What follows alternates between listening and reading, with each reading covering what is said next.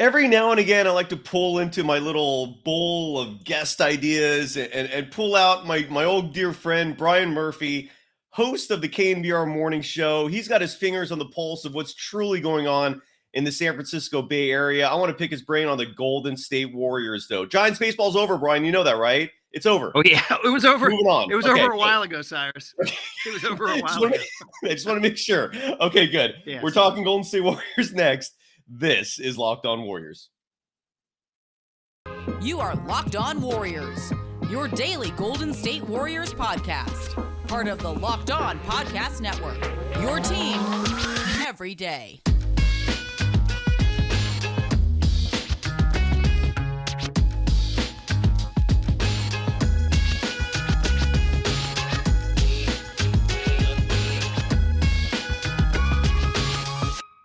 Thank you for making Locked On Warriors your first listen every day. We're free and available wherever you get podcasts. You can follow Brian Murphy on Twitter at KNBR Murph, the host of the KNBR Morning Show. You can follow me, Cyrus Saatsaz, on Twitter at DogSurfRoadshow. Murph, how are you doing, man? We were just talking before we started recording how you've been awake for hours doing the morning show. I don't miss those hours one bit, but how are you? And what are you guys talking about with the Warriors these days? Have we moved on from Draymond? Is it time to talk about the on-court product? Is the drama still a discussion? Delve, please. Sad to say. Well, first of all, great to see you, Cyrus. You too, and as we record this, I'm wide awake. You just got up. So, hey, man, coffee's a beautiful thing. So the answer to your question is no, we are not talking about Dante DiVincenzo and Moses Moody, bro. As much as as much as I like those guys, I'm looking forward to those guys. It is Draymond, and in conclusion, Draymond. It is as hot and as front burner as can be. Everybody's got a take. Everybody's thinking about it. I think people are still forming opinions on it. I think people are still processing it. I mean, really, did it all break? I mean, he gave his speech his press conference last Saturday. I'm trying to think the day we actually heard from Shams Charania and Woj was about a week ago. And this has been an evolving thing. And I like I said, I think a lot of people have kind of come to their thoughts or conclusions, but with Steve Kerr announcing only on Tuesday night what the Warriors are going to do about this, it's still fresh in people's minds, very much so. He's going to practice today with the team. That will lead to something. Tomorrow night when they play the preseason game, their preseason finale at Chase Center, that's going to lead to a reaction. Then obviously we're all looking forward to Tuesday night and how everybody's going to react, from not just the fans. We're going to get the inside the NBA crew is going to come. We're going to hear from Barkley and Shaq and that whole crew. So, and this thing is hot and heavy. So sorry to Moses and Dante. Sorry. And James Wiseman and everyone else. So I hear you. Wiseman, you know what's funny, by the way? I forgot to mention this yesterday with Kevin Dana. I'm actually going to the games this year. I decided, okay, I'm going to be a presence at Chase Center. I feel like it will result in a better product for the podcast. I can be an insider myself instead of relying on other people. And you might take a great appreciation of this and find the humor because you used to be a reporter with the San Francisco Chronicle. And so you're familiar with these press rooms and, the whole interview process. And so I'm just sitting there biding my time. I'm listening to all the more regulars, right? The Anthony Slaters of the world ask their questions. And I'm thinking in my head, okay, we're done with this. We're done with the Draymond questions. Can I throw it and then a question there about how good the depth of the team is? Because when the Warriors play the Trailblazers in that preseason game, like they look damn good. I know it's just a preseason game, but I've been saying this for a while and you can appreciate this. I really see this Warriors team being like the 89 Niners. Like the 88 Niners was last year's Warriors. Joe Montana reminded everyone, I'm not done yet. Stephen Curry did the same thing. And this year, I think they're just going to annihilate everyone. I think they're so good. They're going to go out there and just cream the crop. And I'm fascinated to talk about that because that Trailblazers game showed their depth. So I'm thinking, okay, the Draymond Green questions are over. And I asked her a question about how like the new players did, like JaMychal Green, how the youngsters did. And I kid you not, man, I could feel the scorn from everyone else in that room. Like, you're moving on. We're not done with this. You're moving. Yeah, man, totally. Totally, dude. There is a hierarchy there, and the beat writers will front and throw shade and toot and, who's this Locked On Warriors guy, dude? Yeah, I know. Hey, listen, you're going to have to get that thick skin, baby. John Harbaugh said you can't have that baby deer skin. You got to have that elephant skin. But, yeah, they were like, dude, this is Draymond. So I get it. It's funny. That's a funny story. How did Kerr react to your question? He loved it, and that was part of the reason. It was like I'm also like I could tell he was getting beaten up there, man. I mean, you could see his face. He's so done with this. And like I said, honestly, I thought every question was asked. I even waited for like a pause. And then whatever. Yeah, I'll tell you what. Yeah, you could have really stirred up the S if you came in barging right out of the gate. First question, grab the mic. Yeah, how did JaMychal Green look tonight, dude? Beat writers might have poured gasoline and lit you on fire. So that could have been the story. What are your thoughts on this whole thing? Then I'll ask you, man. I mean, you're very influential in the Bay Area. This is the home of the Golden State Warriors. Again, the KNBR morning show is what you host. You can go online and download the podcast. The whole works. What's your sentiments, man? Like, are you on the side of a lot of these old school players, like Kenny the Jet Smith, like my friend Rick Barry, your friend as well? They come out and say, get over it. This happens. It's not a good look, but this is not as abnormal as people make it out to be. Or are you on the side of individuals that believe in decency in society and see a video like that and just are appalled that Draymond Green would throw such a nasty punch like that? Like, what are your thoughts on all this? So I write we call it a jock blog for KNBR.com. And I joke on the air. I call it the lightly read jock blog because not everybody's reading KNBR.com. Now, thankfully, social media, our digital crew's great. They have a lot of followers, millions of followers. And so they'll put out my stuff. And sometimes things get traction. So I wrote something this week for it. And my take was this. I said, it might be an unpopular take with the decency crowd, but I'm sticking with Draymond Green on this one. And here's why. I don't want to judge him by his lowest moment ever.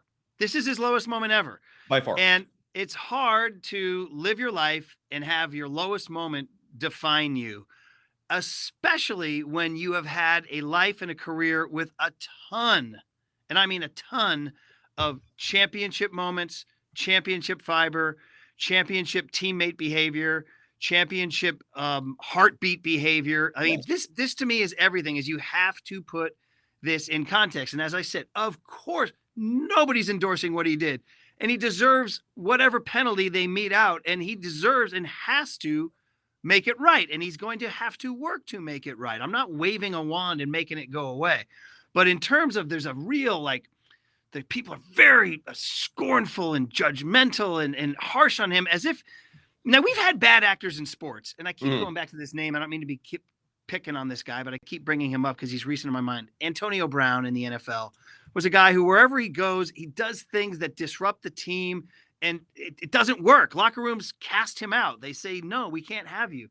And that's sort of how I feel some people are looking at Draymond, whereas Draymond's, his resume, his CV, his work, his behavior, even his mentoring of Jordan Poole all the way up until he threw that stupid punch, which to me was an impulse control, anger management issue, which even though he doesn't want to admit it, I think he probably, without question, hasn't.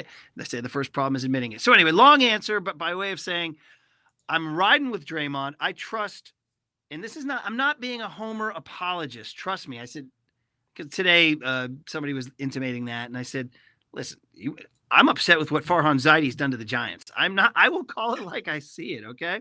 Yes. But what Kerr and Myers and Steph freaking Curry and Klay Thompson and Andre Iguodala and Kevon Looney, as we found out from Steve Kerr, is the quiet compass of the locker room. You know what those guys have built and have proven through literally almost a decade now, for 8 seasons, 7 seasons. That means a lot, and you cannot discount that. So their reaction, I trust more than the guy on the street. I do, and if their reaction was such to, hey, this guy can't be on our team, or this guy needs to be suspended for a month or whatever, then I would be like, wow, that's what it means. But they have spoken, and they've said, this is how we feel about it, and this is how we want to go forward.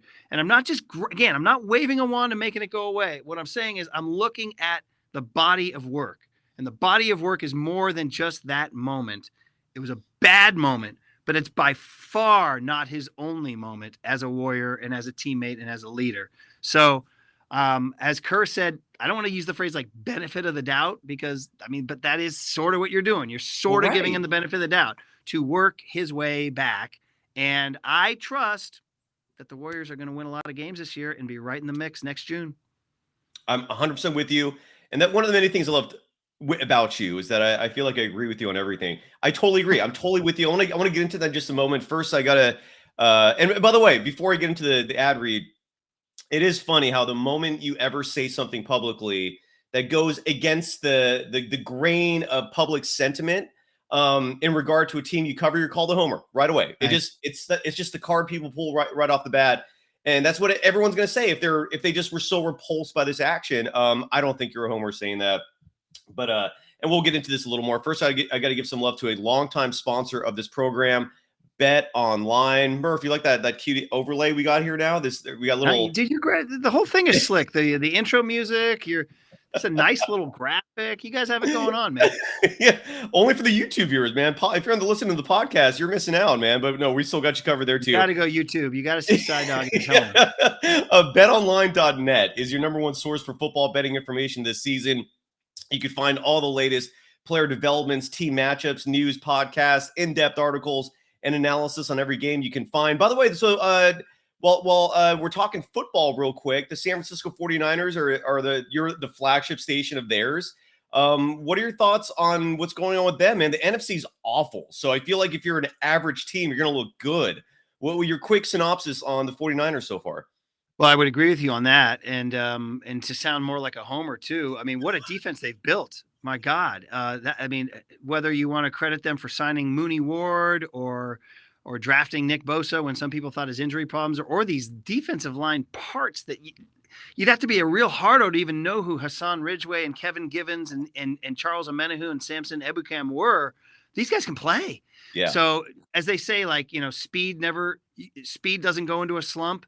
Defenses don't go into a slump. Like you can travel with a defense. So they're going to show up every game with a chance to win because of that defense. And that's just the facts of the case. Now, we could do a whole nother podcast on Jimmy and Trey and all that. But right now, given the NFC right now, and I see the Rams as definitely prone to a letdown, and they're missing certain things that they had last year, Odell Beckham and obviously Von Miller and that whole crew. But I see the Rams in that Super Bowl hangover. I see the Seahawks, a little better than we thought with Geno Smith. He's pretty good. I've never been a Cardinals guy, Cliff Kingsbury. So I see the Niners winning the West just because of that defense and the competition. And then you get into the playoffs, and then it matters your seeding. Respect to the Eagles, what they're doing right now. They're undefeated. The Cowboys have a great defense too. And that would be a great matchup, the Niners and the Cowboys in the playoffs. But we saw that last year. It came down to one play. So I got to give Kyle and John credit for building that defense. It's a hell of a defense. And it's fun watching them play. I love that adage. Defenses never take it, or would never take a day off, or they don't have off days. You're absolutely right. They don't go to slumps. Defenses don't slump, man. They don't. Exactly. That's very true. You know what I mean? Yeah. So the line. Yeah. So the line. I know you're not a big betting man, unless you've changed in recent years. No, we do. Every week we make picks. Sure. Yeah. All right. So the Falcons are 6-point underdogs, meaning the Niners are in Atlanta this Sunday. But the Falcons are 5.5. Oh, it's 5.5. Well, I'm saying 6 on BetOnline.net. But the Falcons have a perfect record against the spread. So I'm asking you, will the Niners cover that -6 for all the degenerates out there? I've said this on the air, and I think if I had to, first of all, I'd stay away from it because I'm a Niner fan and I don't want to bet against them. But if I had to pick it, I'd take the Falcons in the points. I see the Niners winning like a 3, 4, 5-point game. The Niners have a lot of injuries. All those guys we bragged about are hurt. Emmanuel Mosley, Jimmy Ward. Bosa is going to be compromised some way with his groin. Obviously, Eric Armstead and Javon Kinlaw aren't going to play. So, and the Falcons are just weirdly competitive, and it's the second week on the road. So, I don't love picking this game in general. So if you had to option, I would stay away from it. But if you're going to make me make a pick, I'll take the Falcons and the points. Knock on for Micah here that the Niners win a 3, 4, 5-point game. 21-16. How's that? And again, you could get even more in-depth analysis by just going to betonline.net. Head to the website today or use your mobile device to learn more. Bet Online. It's where the game starts. You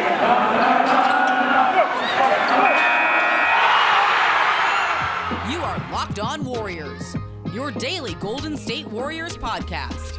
Part of the Locked On Podcast Network, your team every day. Thank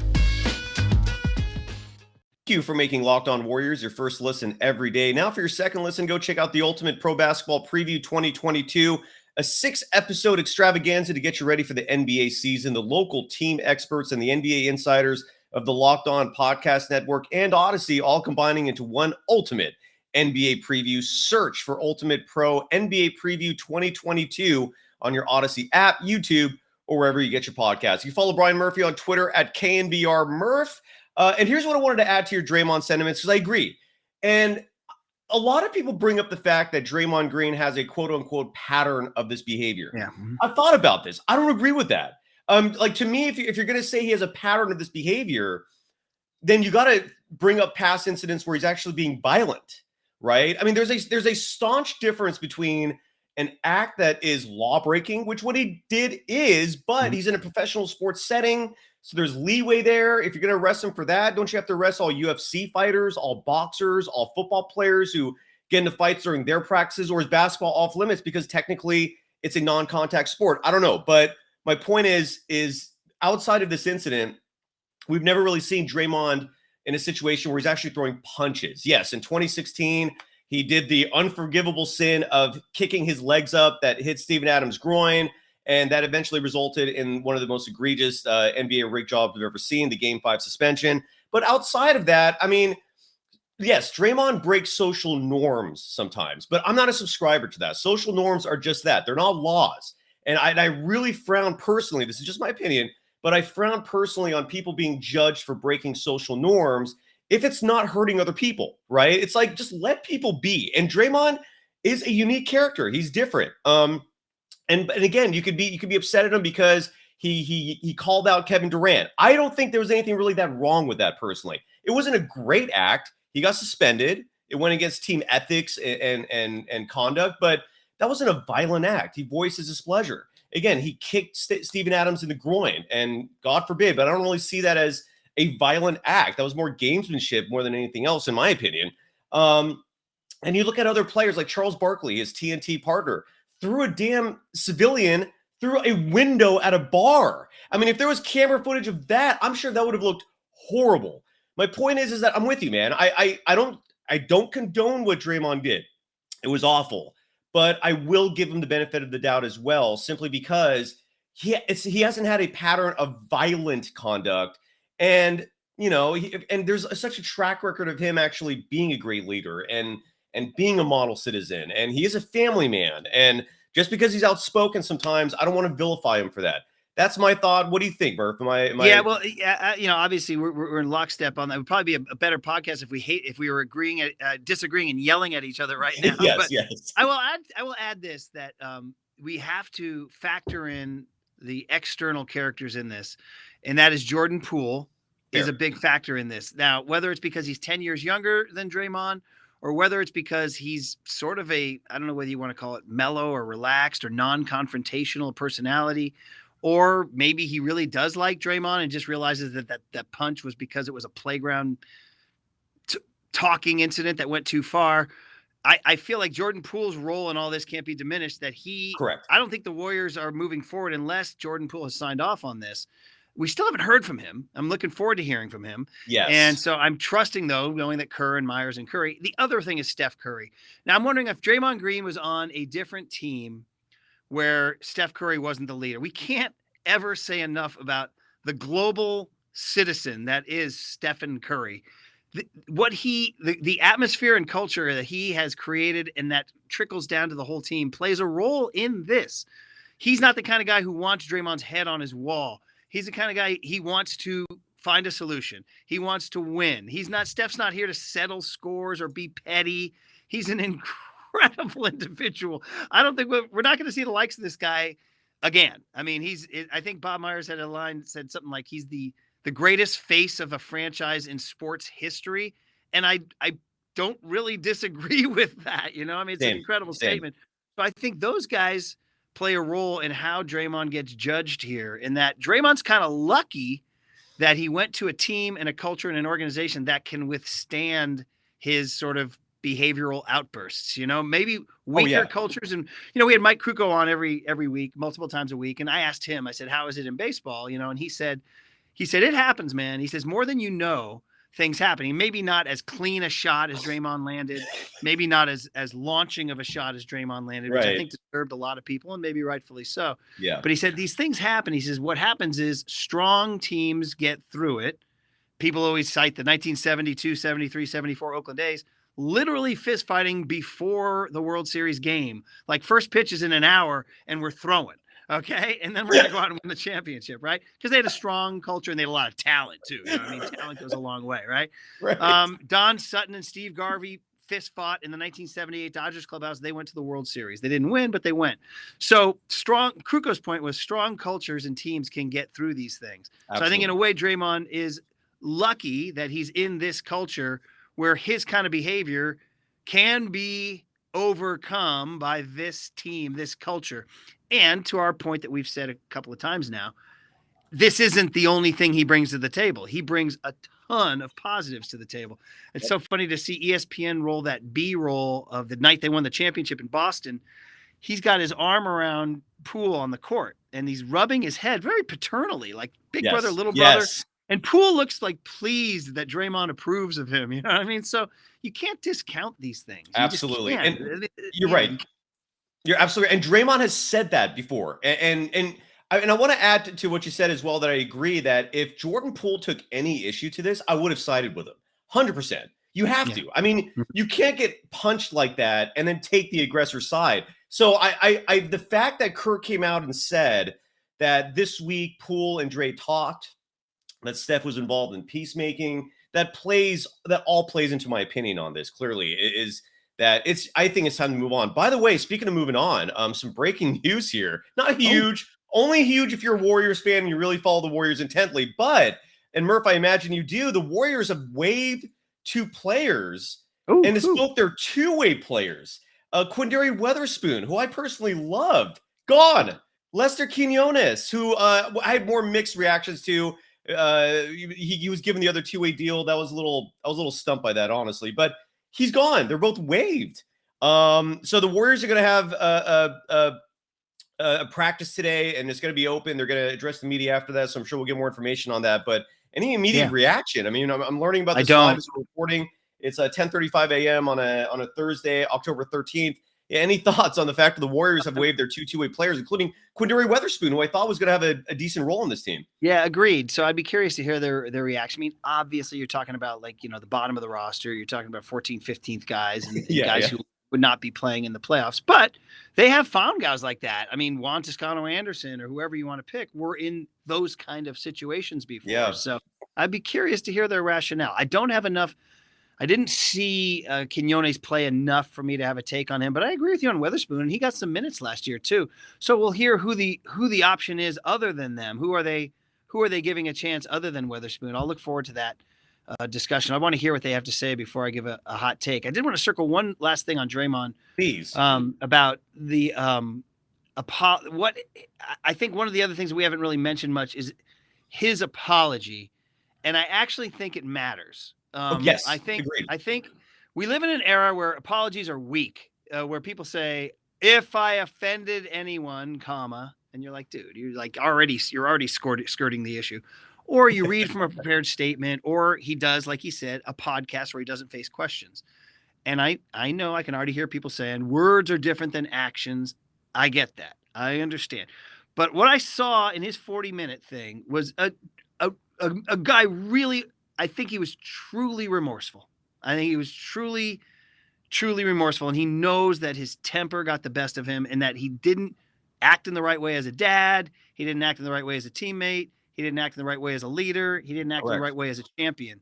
And I think he really, I don't want to say groveling is the word, but I really was on his knees saying, I screwed up, man. I really, really, really screwed up. And if you're in life and you have people that you love, Kurt keeps bringing up the families.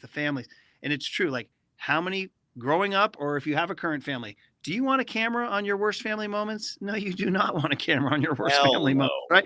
And you still love your family. You still love your family. You have people say things, people do things that are hurtful. It's hurt people. Human being is a flawed beast. Massively, bro. Massively. Yes. When I sensed, and again, I just was listening. I just sensed tremendous remorse. And if that's what he was saying to us publicly, I can only imagine behind closed doors what he was saying to Jordan Poole and Steph Curry and Kevon Looney about, I can't imagine that he was defiant or digging in his heels or you should have heard what he said to me or he shoved me first. There's actually some people are actually some real hardos are defending Draymond, said, hey man, Jordan Poole shoved him first. So it's like, wow. All right. So, but anyway, I do sense that the words mattered and his actions will matter going forward. I mean, obviously if he screws up again, then we'll know that he's completely off the rail. I don't sense that. I truly don't sense that happening. So, but anyway, I just wanted to mention that apology. Yeah. No, that's important to note. Genuine contrition is important, I think. And you're right. There was one part of his apology press conference that stuck out to me, which was that he said he watched the video 15 times. Yeah. And that every time he was just appalled by it. I don't think enough people in this world, and it's a huge problem with humanity, speaking of our flaws, is self-awareness. A lot of people don't have that. They have no idea what their own actions are doing in terms of its effect on others. And I think Draymond Green has that. I got the sense of that based on his apology. I hope that's the case. And a lot of his haters, I love the hardos. I love that. Yeah, Jordan Poole pushed him first. He had a comment. Totally had a comment. Some people are out there thinking that. Yeah. But you're right. Some people are saying that. It's weird. But no, I'm with you, man. And this is also, though, the last straw. I mean, I think you and I would agree with that, right? Like if Draymond yeah. Well, we haven't even talked about his contract situation. I mean, that, I listen, the great Gary Radnich will tell you everything comes down to money. I mean, it's all about money. He would, if Gary was still at KNBR, he'd be like, this is about the money. That's what he would say. He would say it's about money. And maybe he's right. I mean, I remember Gary, I remember distilled everything in life down to money. Like you and I, like me right now, I'm like, hey, Cyrus, where's my money for Locked On Warriors? You know what I mean? Where's my money? You know what I mean? The money's in the awareness, it's in the exposure. So you're marketing yourself. Yeah, this awareness is increasing my brand to make me more money, right? Yes, you know exactly. I mean? And as soon as you sign off, you're going to file your hours with Locked On and you're like, hey, pay me. You know what I mean? Pay me. So there is the aspect of money, and that I'm sure Draymond feels an external stress in his head about his impending contract and how he's not going to get the extension he's looking for, right? He's not. I mean, I'm sure you and Rick, yeah. Rick was funny, man. We did a show on his podcast like Tuesday, and he was one of the first to just come out unapologetically and just say, get over it. Okay, this happens. Different generation too. Different generation. Exactly. You're right. You're absolutely right.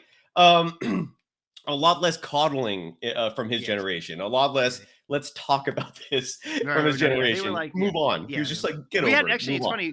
We had Will Clark on every Wednesday on our show, and he had a great reaction because I asked Will. I said, Will, we asked Kruko, and I said, Will, I imagine you guys saw fights. He goes, oh hell yeah, we saw fights. And he said, for Steve Kerr to call this the biggest crisis he's ever faced, he goes, calm down, partner. He goes, you just won the world championship. You have the best player on the planet. You have a guy willing to play the best defense in the NBA. He goes, just calm down, coach. That's that Will Clark, Rick Barry generation. Yeah. I mean, Kerr is very sensitive. He's very empathetic, and he sort of reaches out to the new generation more so than some other coaches would. But Will Clark and Rick Barry and those guys are a little different view. But back to the contract situation. I mean, Jordan I know Draymond said, I don't count pockets. It's not what I do. I just still feel like it has to play some role in his subconsciously, right? Yeah, subconsciously. I don't doubt that either. And by the way, all indications are Poole will get that extension before October 17th. Obviously, until it happens, you can't report that as fact, but my little birdies are chirping and the writing on the wall. Don't you think there maybe, Cyrus, since you think so they open on the 18th against the Lakers on ring night, and the 17th is the deadline. It seems like it's lined up perfectly for him to sign that and do a press conference that day, maybe, which maybe would be his first comments on Draymond, There you go, That's man. My guess. There you go. There you go, right there. So what do you think about this? I mean, I guess I'll finish up on the team itself. How do you feel about the Golden State Warriors, man? I mean, you heard me compare them to the 89 Niners, who If you're young, I love that. It's funny. I know you sleep in and don't hear our show a lot, but it's funny. Paulie and I have talked about Steph right now feels like to me that Sports Illustrated Sportsman of the Year, Joe Montana. Do you remember when he won SI Sportsman of the Year? That picture of him in the white sweatshirt and the gray sweats, and he's laughing. He's still in the football. It's like one of my favorite pictures of Joe of all time. He's the king of the world, man. He's just the greatest. Still is. And he's gonna just. Don't sleep on the 99ers, Cyrus. I know it ended horribly, but the 89-90 stretch, they were the best. I think I'm still not over the fact that they didn't win 3 in a row. They deserve that team deserved to be the only 3-peat team in NFL history. And we all know what happened. It's the only reason why when people bring up Roger Craig, I don't respond with fondness because he fumbled 30. twice. Dude, by the way, that was 32 years ago. I'm still bitter. 32 years later. We just said we're not going to judge anybody by their lowest moment.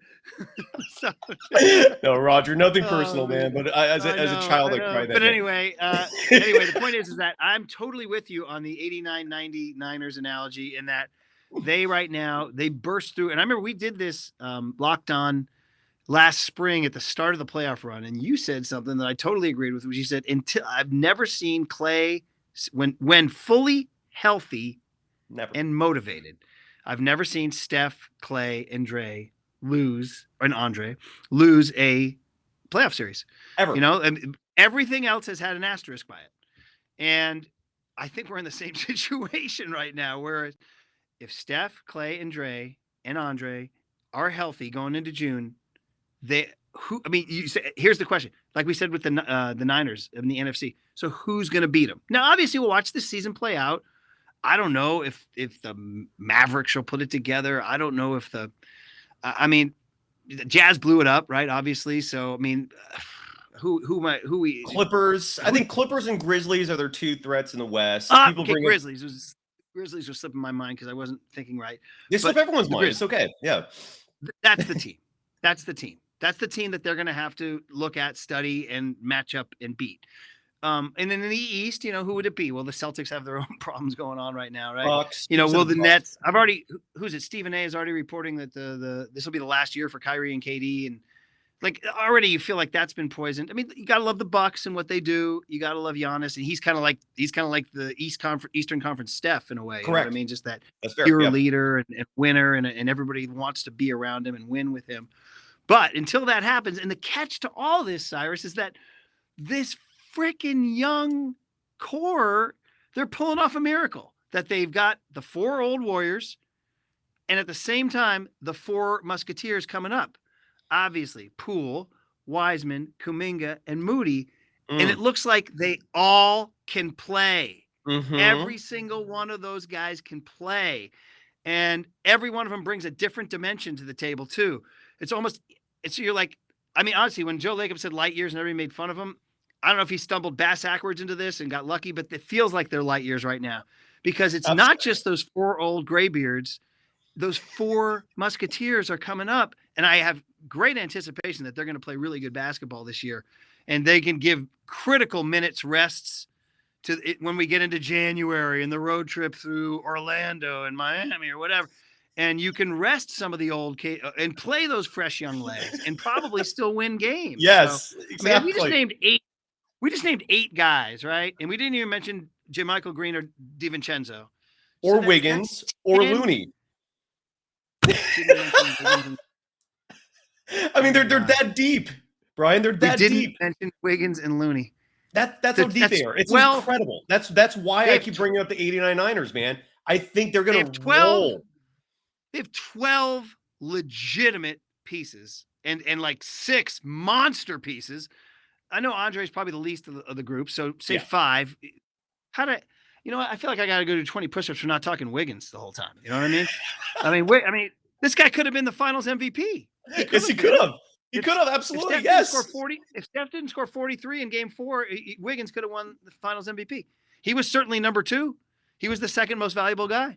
No argument. And that's, by the way, speaking one last thing on Draymond, because I know we got to go, but I'll do this all day. You got to go, and that's okay. Yeah, I know I do have to go. I do. But Draymond, just one last bit on Draymond. When I was writing that little blog that nobody read, Draymond, go look at Draymond's Game 6 line. 12 points, 12 boards, 8 rebounds. 12 points, 12 boards, 8 assists. Damn near triple-double. I mean, when you need him at the most, no, he didn't have a good game 3. Obviously, he got rattled and everything. But, I mean, this is why you got to ride with this champ. Winning, absolutely. They say winning is the ultimate deodorant, and that's what's going to happen here, too. It'll be interesting it'll be really interesting to fun back. Let's schedule one of these next spring and see how it all played out. Hopefully sooner than that, I hope. But yeah, absolutely. Before we go, Murph, anything you'd like to promote? Obviously, people can follow you on Twitter at KNBR Murph. I feel like every time I'm talking to you, you're writing a new book. What are you promoting these days? Well, yeah, thank you, Cyrus, for the free. And it's not Warriors related, but it's baseball related. Yes, please. So one of my best pals in sports media is the legendary photographer Brad Mangian, who is He's the best baseball photographer in the United States of America, and that's a fact. He did 20 World Series for Major League Baseball, 10 World Series, 10 Sports Illustrated covers, and he just happens to be my buddy who's a season ticket holder with the Giants with me. And per his urging, we did a book on Buster Posey's career called 28.